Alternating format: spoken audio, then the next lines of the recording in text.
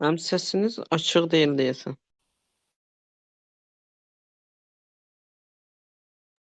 Hə, deməli biz boşuna danışırdıq bayaqdan, eləmi?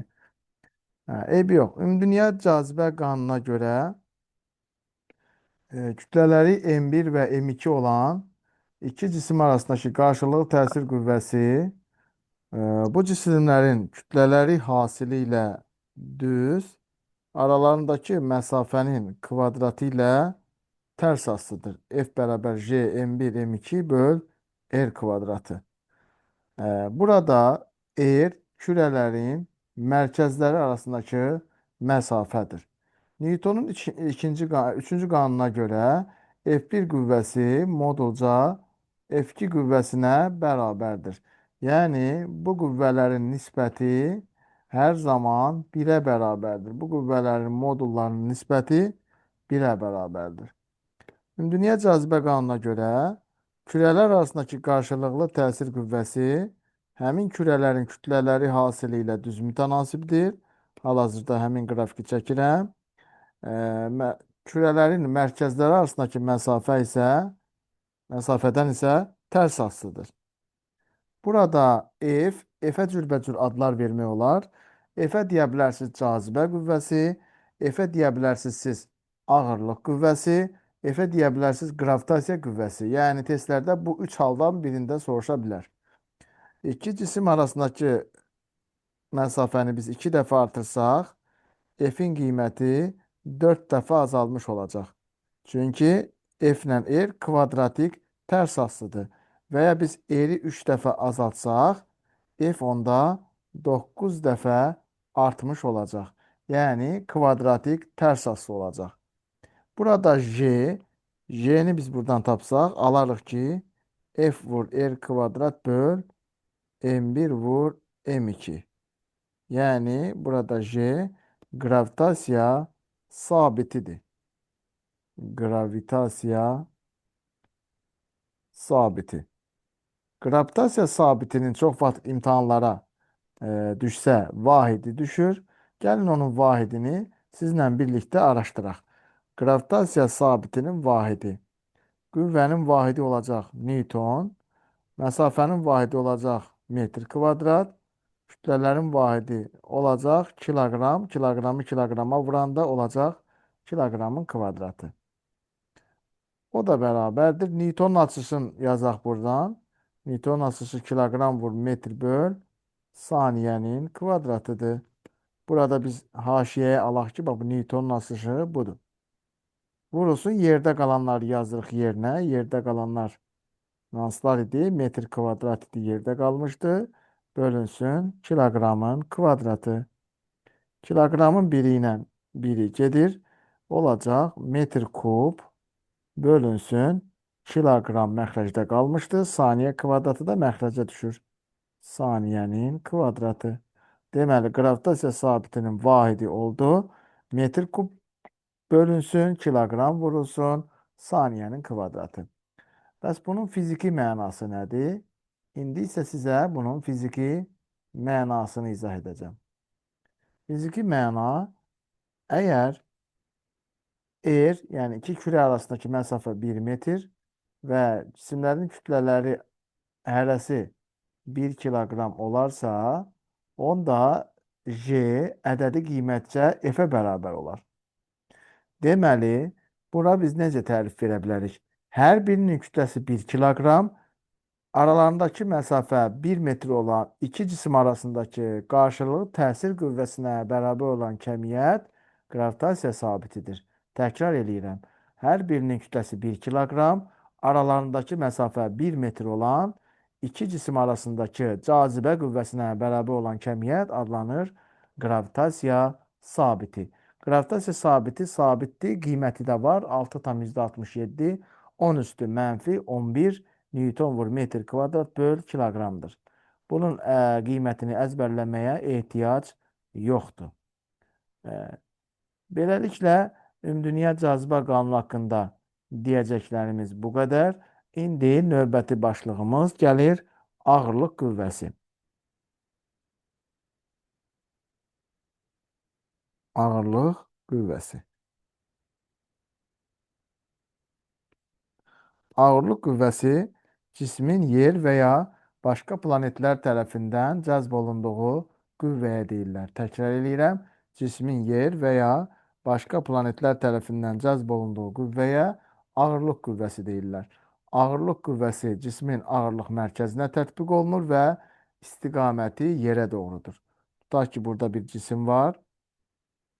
Bu cisimə təsir edən ağırlıq qüvvəsi bu cismin diaqonallarının kəsdiyi nöqtəyə, yəni ağırlıq mərkəzinə tətbiq olunur. Baxın, düz lori dildə desək, cismin düz ortasına tətbiq olunur. Bax, bu nöqtəyə tətbiq olunur ağırlıq qüvvəsi. F ağırlıq və şaquli olaraq aşağıya yönəlir. Və bu düsturdan hesablanır. F ağırlıq bərabərdir. M vurulsun J. Burada M cismin kütləsidir. J qravitasiya sahəsinin intensivliyidir. Bu J haqqında bir qədər məlumat verəcəm. Əvvəla ağırlıq qüvvəsi haqqında deyək. Ağırlıq qüvvəsi dinamometrlə ölçə bilərik. Ağırlıq qüvvəsinin istiqaməti planetin mərkəzinə doğrudur. Tutaq ki, burada bir planet var. Buraya yazırıq planet. Və tutaq ki, bizdə bu nöqtədə ağırlıq qüvvəsinin istiqamətini soruşsa, orada ağırlıq qüvvəsinin istiqaməti aşağıya, planetin mərkəzinə doğru. Bu nöqtədə soruşsa sola, bu nöqtədə soruşsa yuxarı, bu nöqtədə soruşsa sağa doğru olacaq. Deməli, planet hardadırsa, ağırlıq qüvvəsinin istiqaməti ora doğru olacaq. Və tutaq ki, bəzən də belə olur. Buraya yazırıq yer səthi, yer səthi. Və tutaq ki, burada da bir cisim var. M kütləli cisim var. Ağırlıq qüvvəsinin istiqaməti yer səthinə doğru olacaq. F ağırlıq. Yer səthinə doğru olacaq. Beləncə planeti şəkillə versə planetin mərkəzinə doğru, yer səthi bax, bu formada versə, yer səthinə doğru olacaq və F bərabərdir mg düsturu ilə hesablanacaq. Ağırlıq qüvvəsi özü də bir cazibə qüvvəsidir. Yəni, ağırlıq qüvvəsinə cazibə qüvvəsi də deyə bilərsiniz. Amma hansı iki cisim arasındakı cazibə qüvvəsidir, ona baxmaq lazımdır. Ağırlıq qüvvəsi yer səthində olan cisimlə yer arasındakı cazibə qüvvəsidir. Yəni, baxın, burada biz belə bir deyək ki, planet çəkirik. Bu olsun bizim yer planeti. Buraya yazıram yer. Və bu cisim bu yerdən H hündürlükdə bir M kütləli yük var. M kütləli cisim var. Bu cisimə ağırlıq qüvvəsi təsir eləyir və bayaq dediyim kimi istiqaməti bax yerin mərkəzinə doğrudur. Yazırıq bura F ağırlıq. Buradan bura qədər olan məsafə yerin radiusudur. Bax, yerin mərkəzindən səthinə qədər olan məsafə yerin radiusudur. O yerin səthindən də bu cisimə qədər olan məsafə isə bax buradan bura qədər məsafə isə olsun H. Onda R məsafəsi olacaq R plus H. Onda bu M kütləli yük cisimlə bu böyük M kütləli yer arasında bir cazibə var. Bu cazibə qüvvəsi həm də ağırlıq qüvvəsidir və o bu düsturla hesablanır. Deməli, F ağırlıq bərabərdir. J vurulsun, M vurulsun böyük M bölünsün R kvadratı.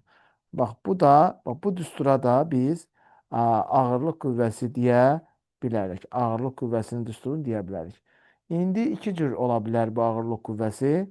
Yer səthi yaxınlığında, bir də yer səthindən H hündürlükdə. Yazıram ki, yer səthindən H hündürlükdə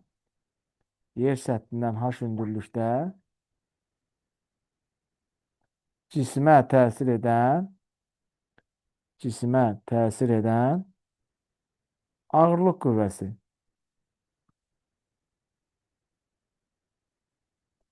Yer səthindən cisimə təsir edən ağırlıq qüvvəsi bu şəkildə tapılacaq. FH bərabərdir. J M böl M R plus H-ın kvadratı. Belə ki, burada bu erin yerinə mən bu ifadəni yazdım. Buradan görürük ki, hündürlük artdıqca, yer səthindən olan hündürlük artdıqca ağırlıq qüvvəsinin qiyməti azalır. Bunu da biləndən sonra indi yer səthi yaxınlığında cismə təsir edən ağırlıq qüvvəsindən danışaq. Buradan yazaq ki, yer səthi yaxınlığında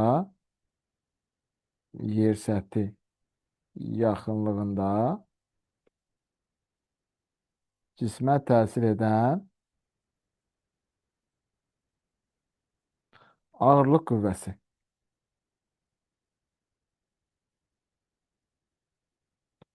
Yer səthinin yaxınlığında h təqribi də olsa nəyə bərabərdir? Sıfıra bərabərdir. Onda bu ifadədən h-ın yerinə biz 0 yazsaq, onda f0-ı, yəni yer səthi yaxınlığındakı ağırlıq qüvvəsini belə tapa bilərik. M böyük M R kvadratı şəklində tapa bilərik. İndi məsələ həlli üçün cismin yer səthindən uzaqlaşdıqca ona təsir edən ağırlıq qüvvəsi necə dəyişdiyini bilmək üçün bu ifadəni bu ifadəyə bölək, tərəf-tərəfə bölək. Tərəf-tərəfə böləndə belə bir düstur alınır. Alınır ki, f bərabərdir, yəni fh bərabərdir, f0 bölünsün, 1 üstə gəlinsin, h bölünsün r. Bax, bu cisim, bu düstur nəyi bildirir? Cismə təsir edən ağırlıq qüvvəsinin cismə təsir edən ağırlıq qüvvəsinin yer səthindən uzaqlaşdıqca neçə dəfə azaldığını göstərir. Deməli, bu düstur bu. Burada. Gəlin indi yoxlayaq görək neçə dəfə azalıb. Əgər h r olsa şagirdlər, h r olsa fh bərabərdir. F0 1 üstə gəlinsin r, h-ın yerinə mən r yazdım. Bölünsün r-in kvadratı. R-lər ixtisar gedir, olur f0 bölünsün 4. Sonra h 2r olsa, şifahi deyə bilərsinizmi nə qədər eləyir? F0 bölünsün 1 üstə gəlinsin 2r bölünsün r-in kvadratı. Olacaq f0 böl 9, yəni 9 dəfə azalır. H 3r olsa, onda fh bərabərdir. F0 böl 16. H 4r olsa, fh bərabər olacaq. F0 bölünsün 25. 25. Deməli, buradakı ədədin üstünə 1 gəlib, neynirik? Kvadrata yüksəldirik.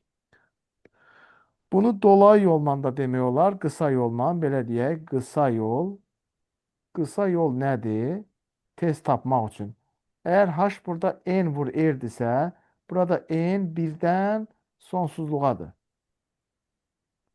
Birdən sonsuzluğa qədər olan rəqəmdir. Məsələn, 2 yer, 3 yer. Onda ağırlıq qüvvəsinin yer səthindən uzaqlaşdıqca neçə dəfə azaldığını bilmək üçün bu düsturla getməliyik. F0 böl n üstə gəl 1-in kvadratı. Yəni, burada baxın, n burada neçə olur? N burada 1 olur. 1 üstə gəl 1 eləyir 2, 2-nin kvadratı 4. Bura baxın, n burada 2 olur. 2-nin üstünə 1 gəlirsiniz, 3. 3'ü kvadrata yüksəldiniz, 9. Burada n 3 olur. 3'ün üstünə 1 gəlirsiniz, 4 kvadrata yüksəldirsiniz, 16. Burada n'in yerinə 4 yazırıq. Üstünə 1 gəldi, 25 kvadrata yüksəldirik, 25. Deməli, bu da məsələni daha tez, daha çevik və imtahanda vaxt qazanmaq üçün lazım olan bir düsturdur. Deməli, ağırlıq qüvvəsi yer səthindən yuxarı hündürlüklərə qalxdıqca azalır. Və bu azalmanı ifadə edən qrafiki mən çəkmək istəyirəm. Bu azalmanı ifadə edən qrafik bu formadadır. Əvvəl buradan normal qrafikini çəkim. FH-dan, F ağırlıq H-dan belə asılıdır. Baxın, bu şəkildə müəyyən F0-dan başlayır. tərs mütənasib olaraq azalır. Yine onu buradan da göstərək. F'in H-dan asılılığı və qiymətləri də yerinə yazaq. Bu formada. Yəni bu o deməkdir ki, H sıfır olarsa bu yer səthindəki qiymətdir. F0 ağırlıq qüvvəsinin yer səthindəki qiymətidir. Və o mg sıfırla hesablanır. Yəni buraya yazırıq biz F0. Məsələn, burada HR olsa olacaq F0 böl 4. H məsəl üçün 2 yer olsa bura olacaq F0 böl 9. Buraya yazırım H 3 yer olsa bura olacaq F0 böl 16. Bax, bu nöqtələrə fikir versəz imtahanda uğur qazana bilərsiniz. Belə, bu ağırlıq qüvvəsi haqqında sizə deyəcəklərim. Mövzu ilə bağlı bax, sualınız varsa çəkinmədən mənə verə bilərsiniz. Buyurun, sizi eşidirəm. Bax, başdan sona kimi. Nəsə bir sualınız varsa, buyurub mənə ünvanlaya bilərsiniz. Yoxdursa, keçirik qravitasiya sahəsinin intensivliyinə. Deməli, növbəti dərsimiz olur qravitasiya sahəsinin intensivliyi. Qravitasiya sahəsinin intensivliyi. Qrup atabilirsiniz. Bəli? Bu yazdıqlarınızı qrup Bəli. atabilirsiniz. Bəli. Bunu PDF şəklində Dərsdən sonra. Bəli, bunu PDF şəklində qrupa atacağım. İnşallah. Qravitasiya sahəsinin intensivliyi. Deməli, qravitasiya sahəsinə gətirilmiş sınaq yükünə təsir edən qüvvənin, bu arada biz qravitasiya sahəsində yaşayırıq, onu biləsiniz. Kütləyə malik olan cisimlər ətrafında qravitasiya sahəsi mövcuddur. Təkrar eləyirəm, kütləyə malik olan cisimlər ətrafında qravitasiya sahəsi mövcuddur. Biz yerin qravitasiya sahəsində yaşayırıq və qravitasiya sahəsinə gətirilmiş cismə təsir edən qüvvənin bu cismin kütləsinə olan nisbəti adlanır qravitasiya sahəsinin intensivliyi. J bərabərdir F bölünsün M. Qravitasiya sahəsinin intensivliyinin vahidi Newton bölünmüş kiloqramdır. Buna biz sərbəst düşmə təcili də deyəcəyik gələn dərslərdə. Qravitasiya sahəsinin intensivliyi F-dən və cismə təsir edən cismin kütləsindən aslı deyil. Aslı deyilsə, aslı olduğu bir düstur olmalıdır. Aslı olduğu düsturu mən sizə bir qədər sonra deyəcəm. Qravitasiya sahəsinin intensivliyi vektorial cəmiyyətdir. Vektorial cəmiyyət olduğu üçün istiqaməti olmalıdır. Qravitasiya sahəsinin intensivliyi planetin mərkəzinə doğrudur. Qravitasiya sahəsinin intensivliyinin istiqaməti bizim planetin və ya hər hansı bir planetin mərkəzinə doğrudur. Məsəl üçün, burada J-nin qiymətini istəsələr sağa doğru, bu nöqtədə soruşsalar aşağıya doğru, bu nöqtədə soruşsalar sola doğru, bu nöqtədə soruşsalar yuxarıya doğru yönəlir. Deməli, bu qravitasiya sahəsinin intensivliyinin istiqamətidir. Bax belə. Qravitasiya sahəsinin intensivliyinin düsturu nədən alınır? Onu sizə izah edəcəm. Deməli, J bərabərdir. Dedik ki, F bölünsün M. F'in də yuxarıda düsturunu yazmışdıq. Yazaq ki, J M bölünmüş M bölünsün R kvadratı bölünmüş M. Və burada M-lər ixtisar gedir. Alınır ki, deməli, J vurulsun M bölünmüş R kvadrat. Yekun olaraq yazıram bu düsturu. Deməli, J bərabər oldu. Böyük J böyük M bölünmüş R kvadrat. Deməli, bu düstur qravitasiya sahəsinin intensivliyinin aslı olduğu düsturdur. Burada böyük M planetin kütləsidir. R isə planetin radiusudur. planetin radiusudur. Bax belə. J də bayaq dedik, qravitasiya sahəsinin qravitasiya sabitidir. Bundan başqa, yerin qravitasiya sahəsinin intensivliyin qiyməti yerin coğrafi en dairəsindən asılıdır. Yerin coğrafi en dairəsindən asılıdır.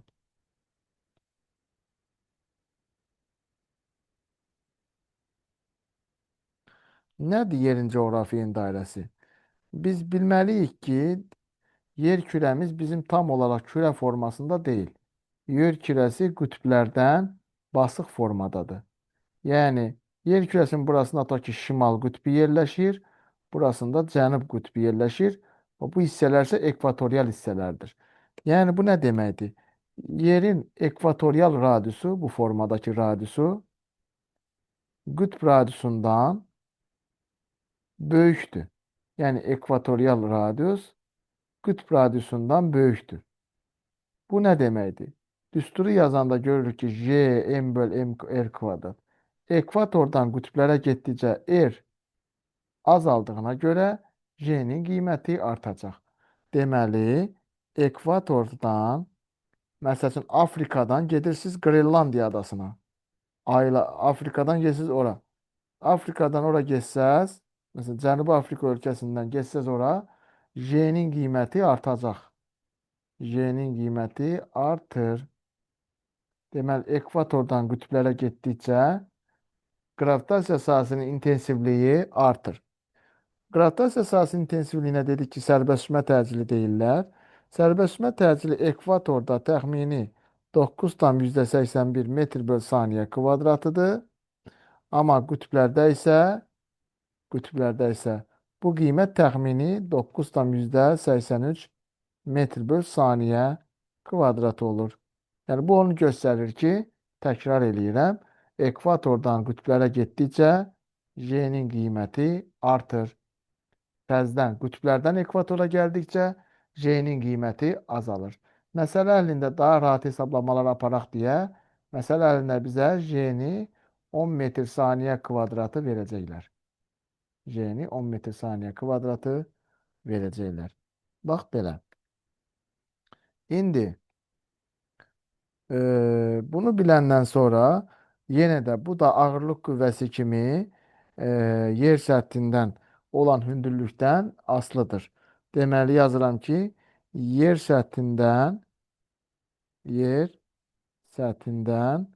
h hündürlükdə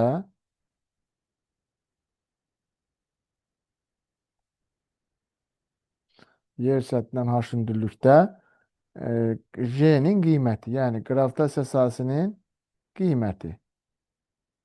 Yer səthindən h hündürlükdə qravitasiya sahəsinin qiyməti, dəyərli dostlar, bu düsturdan hesablanır. J bərabərdir. J böyüyüm R plus H-ın kvadratı və bu JH-dır. Yer səthi yaxınlığında isə buradan yazaq. Yer səthi yaxınlığında. Yer səthi yaxınlığında. Yer səthi yaxınlığında H təqribi də olsa sıfıra bərabər olduğuna görə onda bu düstur yazılacaq ki, J0 bərabərdir. J böyük M bölünmüş R kvadratı. Yenə də məsələ həlli üçün biz düstur çıxarsaq, məsələ həlli üçün JH-ı belə tapalıq. JH bərabərdir. J0 bölünmüş 1 üstəgəlinsin H bölünsün R-in kvadratı. Bunun qısa yolu da belədir. JH bərabərdir. J0 M plus 1-in kvadratı. Belə ki, burada N nədir? N bu R-in qarşısında duran əmsaldır. Yəni, N-in qarşısında duran əmsaldır. İndi başlayırıq. H, R olsa, yəni H, R olmaq o deməkdir ki, burada M 1-ə bərabərdir. 1 üstəgəl 1 eləyər 2, 2-nin kvadratı eləyər 4. J0 böl 4. H 2 yer olsa, M bərabər 2 olar. Onda JH bərabər olar. J0 bölünsün 9. H 3 yer olsa, JH bərabər olar. J 0 bölünsün 16 H 4R olsa JH beraber olar J 0 bölünmüş 25. Bax belə. Bunlar oldu gravitasiya sahəsinin hündürlükdən asılığı. Bu da onu göstərir ki, hündürlük artdıqca gravitasiya sahəsinin intensivliyi azalır. Gravitasiya sahəsinin intensivliyində ağırlıq qüvvəsi kimi yer səthindən olan qrafiki bu formada olacaq. Yəni tərs mütənasib olacaq. Müəyyən bir qiymətdən başlayıb bu formada azalacaq. Bunun rəqəmlərlə olan versiyası da var. Təbii ki, mən onu da sizə deyəcəm. Rəqəmlərlə olan qrafik isə bu formada olacaq. İndi bunlar rəqəmləri düzəcəm. Rəqəmləri düzək bura. Belə ki, H yenə yazıram. H R olsa bu ifadə olar J 0 bölünsün 4. H 2 yer olsa bu ifadə olar J 0 bölünsün 9. H 3 yer olsa bu ifadə olar J 0 böl 16 və sair və ilə axır. Bax, bu qrafiklərdə bu nöqtələrə fikir verin. Birinci başlıq haqqında deyəcəyim bu qədər. Birinci və ikinci başlığı keçdik. İkinci, üçüncü başlığa giriş eləmirəm. O çox uzun mövzudur. Və axırıncı mövzu olan kosmik sürətlər mövzusunu sizə izah eləyirəm. Yerin süni peykləri, birinci kosmik sürət. Yazaq bura, yerin süni peykin hərəkəti. Yerin süni peykləri. Birinci kosmik sürət.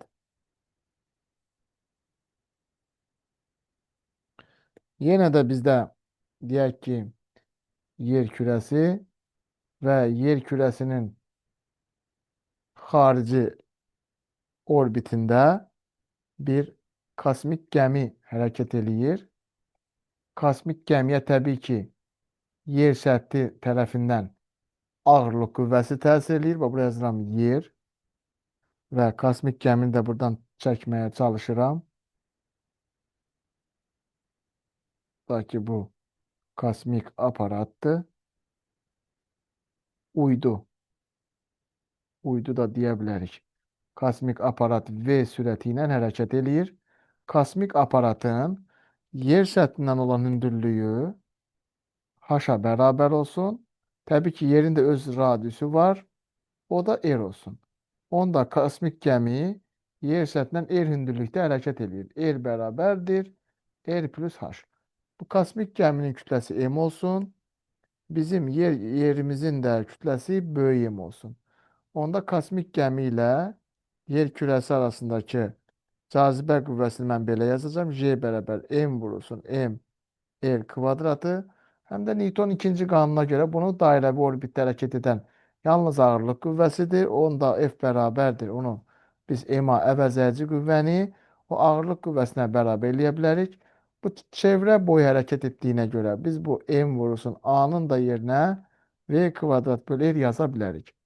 Gəlin bu R-ləri balaca R-lə əvəz eləyək ki, sonradan bu işlərimizi burada görə bilək. Bu iki düsturu bir-birinə bərabərləşdiririk. J bərabərdir M bölünmüş M böl R bərabərdir. O da olacaq MV kvadrat böl R. Bu düsturları biz bərabərləşdirdik. Buradan burada təbii ki R kvadratı var. Mən burada unuttum onu deməyə. Burada J M böl M R kvadratıdır. Burada da kvadrat var. İndi bunları ixtisar eləyək. M-lər ixtisar gedir. N'in biri ilə biri gedir. Qalır burada V bərabər olur. Daha doğrusu V kvadrat bərabər olur. J M bölünmüş R. V'nin özünü tapsaq alırıq. Kök altda M bölünmüş R. Bax, bu ifadə süni peykin dairəvi orbit üzrə hərəkət sürətidir. Biz bunu H hündürlüyü üçün yazsaq, yaza bilərik ki, V bərabər olacaq J M bölünmüş R plus H. Belə ki, bu R'in yerinə bu ifadəni yazdım. Yer səthi yaxınlığında isə Birinci kosmik sürət belə tapılır. V birinci bərabərdir. J bölünmüş M bölünmüş R. Jm böl R. Bu iki düsturu yenə tərəf-tərəfə bölsək, yer səthindən H hündürlükdə kosmik sürətin neçə dəfə azaldığını deyə bilərik. Belə olacaq. V birinci kosmik sürət bölünsün bir kök altda 1 plus H bölünsün R. İndi buradan əgər H R-ə bərabər olarsa, birinci kosmik sürət H hündürlükdə kök altda 2 dəfə azalar. Niyə görə? Çünki R böl R 1 eləyər, 1'in üstünə də 1 gələndə 2 eləyər. Olacaq kök altda 2. H əgər 2 yer olsa, birinci kosmik sürət kök altda 3 dəfə azalacaq. Əgər H 3 yer olsa, bu önəmlidir. Ən sonuncuya fikir verin. Adətən sual salanda bu sonuncuya uyğun sual salırlar. VH bərabər olacaq. V birinci kosmik sürət bölünsün. Kök altda 4 eləyir. Kök altda 4-dən də 2 çıxır. Sizə məsəl üçün şifahi soruşa bilər ki, hansı hündürlükdə kosmik sürət 2 dəfə azalar? Siz dərhal cavab verməlisiniz ki, H bərabər 3 hündürlükdə kosmik sürət 3 dəfə, 2 dəfə azalacaq. Buradan da görürsünüz ki, kosmik sürət hündürlükdən tərs asılıdır. Yəni, birinci kosmik sürətin biz hündürlükdən asılı qrafikini çəksək, bu formada çəkərik. V kosmik sürət, H-dan asılı qrafiki, baxın, bu formada olacaq. Birinci kosmik sürətdən başlayacaq, get-gedə azalmağa. Nümunə üçün yalnız 3 yeri verirəm ki, yadınızda saxlayın. H 3 yer olsa, birinci kosmik sürət 2 dəfə azalmış olacaq. İndi sizə süni peykin periyod düsturunu alacağım sizlə bərabər. Süni peykin periyod düsturu. Və buradan yazırıq, çevrə hərəkətdən bilirsiniz ki, T bərabərdir.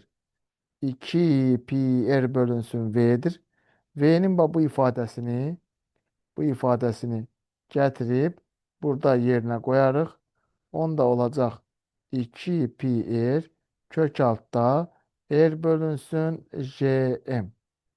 2 pi R kök altda R bölünsün JM olacaqdır.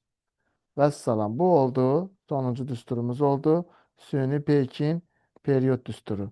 Bu R-i içəriyə salsaq belə bir ifadə alarıq. 2 pi kök altda R kubu böl JM. Və mən T-ni tapmaq üçün kvadrata yüksəltməliyəm. T kvadrat bərabərdir 4 pi kvadrat. Kök burada təbii ki gedəcək. Olacaq R kvadrat, R kubu bölünmüş JM. Və bu nə deməkdir? Bu Kepler düsturu deməkdir. Alırıq ki, T1-in T2-ə nisbətinin kvadratı bərabərdir. L1-in L2-ə nisbətinin kubuna, yəni periyodların kvadratların nisbəti radiusların kubuna bərabərdir. Buna da deyirlər Kepler düsturu. Bunu öyrənə də bilərsiniz, öyrənməyə də bilərsiniz. Önəmli olan bu düsturu bilməkdir. Beləliklə, əziz abituriyentlər, əziz şagirdlər, bu gün sizə ağırlıq qüvvəsi, ümumdünya cazibə qanunu və kosmik sürətlər dərsini izah etdim. Evdə test toplusundan bu mövzuların testlərini işləməyi sizə tapşırıram. Sağ olun.